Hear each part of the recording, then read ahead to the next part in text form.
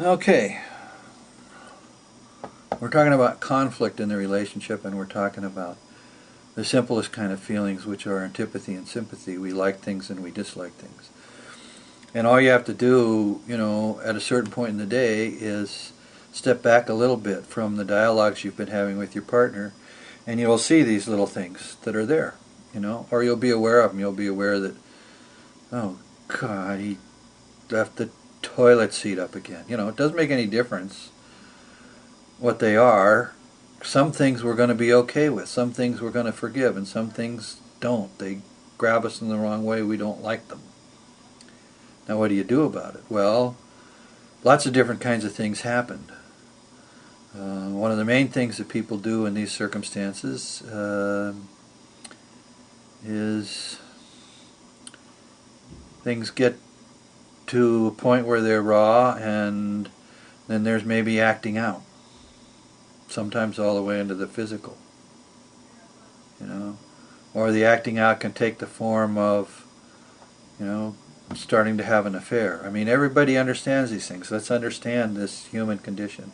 What we're trying to do is get into the underlying things, sort of the common human nature things that we know about, which are antipathy and sympathy. We like and we dislike, and we act on these things, and we don't really notice that that's why we act on them. Now, two things. Antipathy and sympathy are important to our psychology. It isn't that we want to get rid of antipathy and sympathy. What we really want to do is be able to see it, to notice, oh, I didn't like this. Well, we say, well, I know I don't like it, but I'm saying reflect on it. See, this is a different mental activity than just sort of, I didn't like what that son of a bitch did, or what that bitch did, or whatever it is that's going on in your head when you're feeling an antipathy. You see, remember what we said earlier about the wisdom out of the Middle East?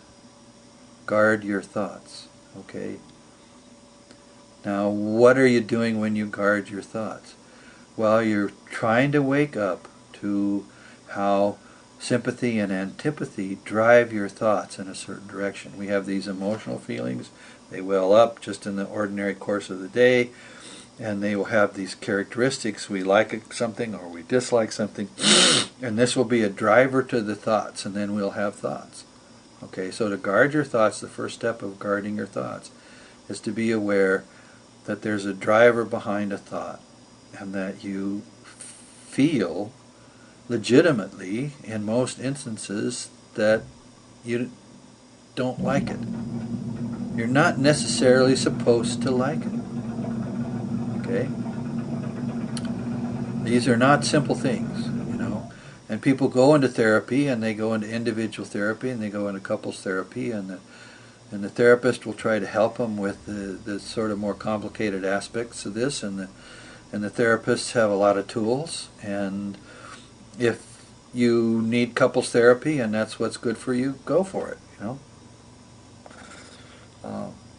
In my book 7 Dates, I was basically writing about things that we like and dislike in terms of our erotic and sensual life, and trying to create a book in which couples could read it together and it would raise questions and they could talk to each other.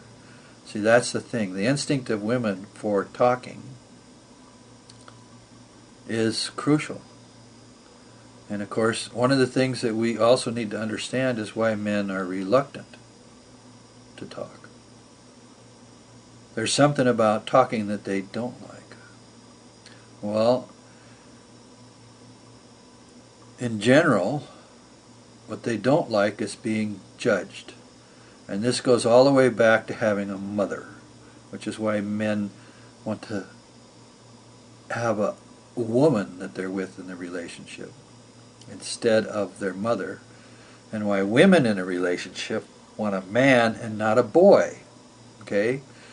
They don't really want to mother you. They don't like mothering you. Well, there are some, no doubt, that that's all they know how to do, And you can read Robert Bly's Iron John and gain some insight into that. That's good for men to understand, especially what he says about the the man entering a marriage and he takes the golden ball out from under the pillow that his mother has and he puts it under the pillow of his wife. And it's a sort of a metaphor for the fact that we have certain unconscious things about our real nature that makes us men instead of boys, and we don't quite know what to do with it.